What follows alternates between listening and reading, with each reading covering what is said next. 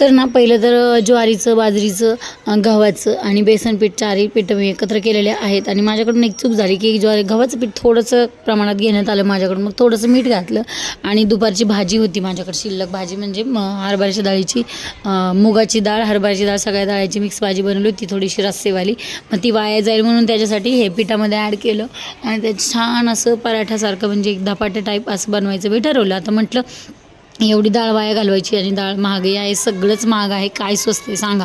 मातीसुद्धा महाग आहे शहरात खायला गेलं तर. फक्त बाहेरच्या लोकांना, म्हणजे खेडेगावातल्या लोकांना वाटतं की ह्यांची राव मजा आहे, पण असं काय नाही आहे. इकडं खूप सगळ्या गोष्टी महाग आहेत. आणि याला पाणी वगैरे मी काही लावलेलं नाही आहे, असंच शिजवली. म्हणजे याला पाणी न लावताच मी भाजली, थोडंसं तूप लावलं आणि ही दह्यासोबत मी एन्जॉय केली. तर तुम्ही असं कधी काय केलं आहे का कमेंटमध्ये नक्की सांगा. आणि जरा थोडंसं ज्वारीचं पीठ जास्त असल्यामुळं ही तुटली पण थोडीशी, पण ठीक आहे. तुम्ही सबस्क्राईब करायला विसरू नका प्लीज.